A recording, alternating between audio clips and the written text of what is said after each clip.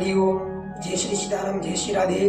आप सभी प्यारे प्रभु भक्तों को, प्रभु प्रेमियों को, प्यारे संत समाज को प्यार भरा जय श्री राधे, जय श्री सीताराम।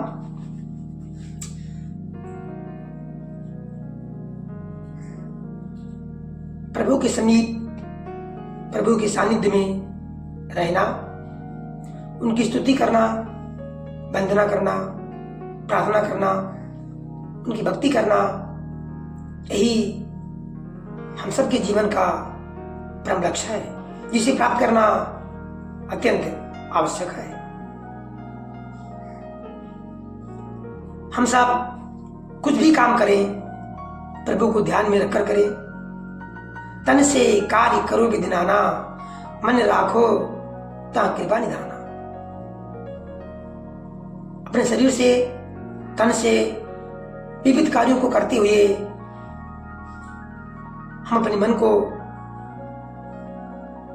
प्रभु के ध्यान में, उनके नाम जप में अवश्य लगा कर रखें। वो काम अवश्य सफल होगा, सिद्ध होगा।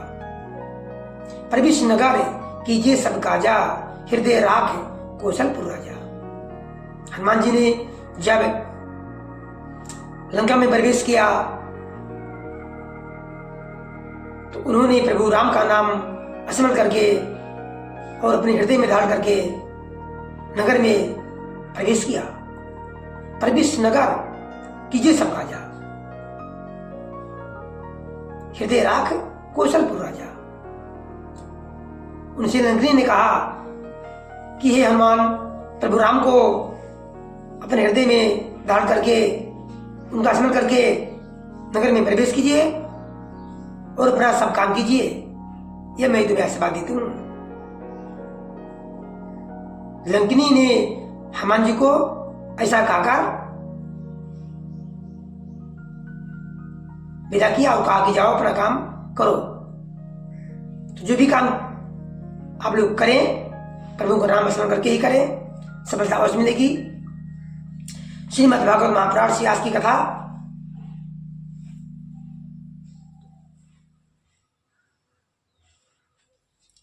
धुंधकारी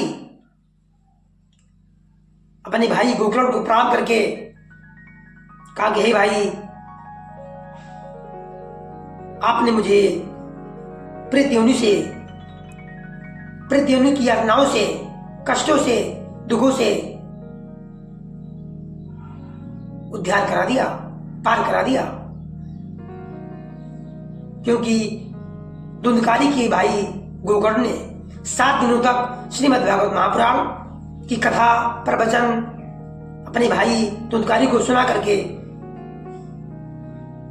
उद्धार किया था। इसलिए धुंधकारी ने अपने भाई को प्रणाम किया और कहा, हे भाई, तुमने कृपा करके मुझे प्रेत योनि से मुक्त कर दिया। ये प्रेत पीड़ा का नाश करने वाली श्रीमद् भागवत की कथा धन्य है तथा श्री कृष्णचंद्र के धाम की प्राप्ति कराने वाला इसका सप्ताह पारायण भी धन्य है। जब सप्ताह श्रवण का योग लगता है तब सब पाप थर्रा उठते हैं। अब जब सप्ताह श्रवण का योग लगता है तब सब पाप थर्रा उठते हैं कि अब ये भागवत की कथा जल्दी ही इसका अंत कर देगी। जिस प्रकार आग गीली, सूखी, छोटी बड़ी सब तरह की लकड़ियों को भस्म कर डालती है, जला डालती है, उसी प्रकार ये सप्ताह श्रवण मन, वचन और कर्म द्वारा किए हुए नए पुराने, छोटे बड़े सभी प्रकार के पापों को भस्म कर देता है। विद्वानों ने देवताओं की सभा में कहा है कि जो लोग इस भारतवर्ष में श्रीमद् भागवत की कथा नहीं सुनते, उनका जन्म वृथा ही है। भला मुंह पूर्वक लालन पालन करके यदि इस अनित्य शरीर को हृष्ट पुष्ट और बलवान भी बना लिया तो भी श्रीमद् भागवत की कथा सुने बिना इससे क्या लाभ हुआ।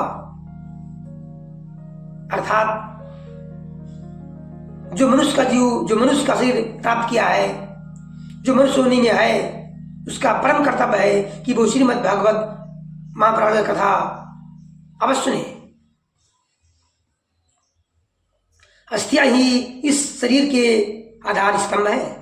नस नाड़ी रूप रस्सियों से ये बंधा हुआ है।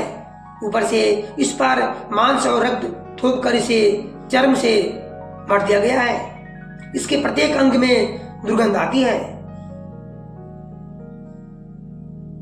ये मनुष्य शरीर की व्याख्या है, अर्थ है, शरीर की विशेषता है। क्योंकि है तो ये मल मूत्र का भांड ही। वृद्धावस्था और शोक के कारण ये परिणाम में दुखमय ही है। रोगों का तो गरीठारा ये निरंतर किसी न किसी कामना से पीड़ित रहता है। कभी इसकी तृप्ति नहीं होती। जो मनुष्य शरीर की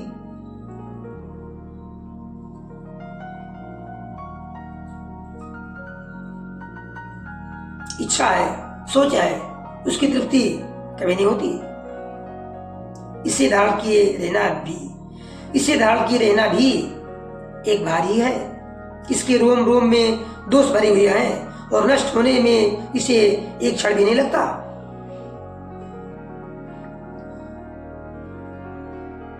अंत में यदि इसे गाड़ दिया जाता है तो इसके कीड़े बन जाते हैं।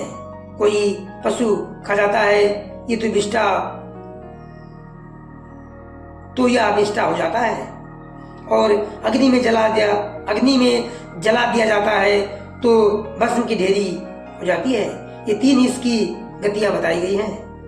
ऐसे अस्थिर शरीर से मनुष्य अविनाशी फल देने वाला काम क्यों नहीं बना लेता? क्योंकि ये एकमात्र साधन है।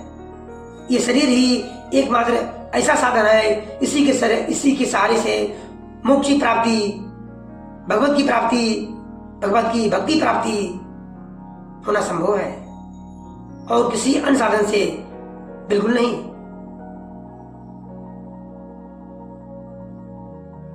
जो अन्न प्रातःकाल पकाया जाता है वही सायंकाल तक बिगड़ जाता है। फिर उसी के रस से पुष्ट हुए शरीर की नित्यता कैसी?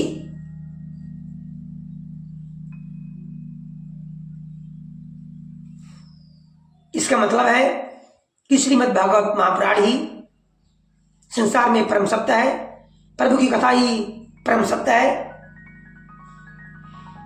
प्रभु का गुणगान ही, प्रभु की भक्ति ही परम सत्य है। हमें इसका ध्यान रखते हुए कि ये शरीर क्षणभंगुर है,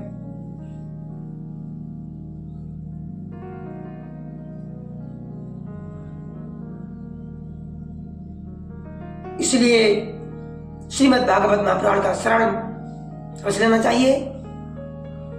श्रीमद् भागवत महापुराण की कथा या तो पढ़ें या तो सुने, क्योंकि प्रभु की कथा सुनना पढ़ना दोनों प्रकार से मंगलकारी होता है। नाम जपत मंगल दिश दसहूं, नाम जपने से दसों दिशाओं में मंगल ही होता है।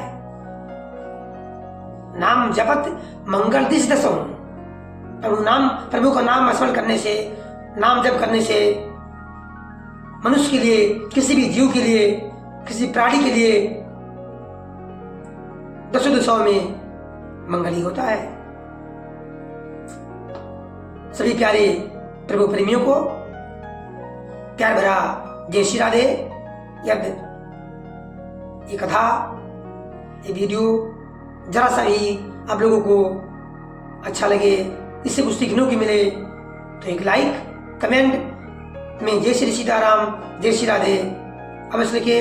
और चैनल पर नए हैं अध्यात्म साधना यूट्यूब चैनल पर, यदि आप लोग नए हैं अध्यात्म साधना यूट्यूब चैनल पर, आपका चैनल है, आपका परिवार है। यदि इस पर आप नए आए हैं तो चैनल को सब्सक्राइब अवश्य कर ले, जय श्री सीताराम, जय श्री राधे, हर हर महादेव। प्यार से बोलिए राधे राधे।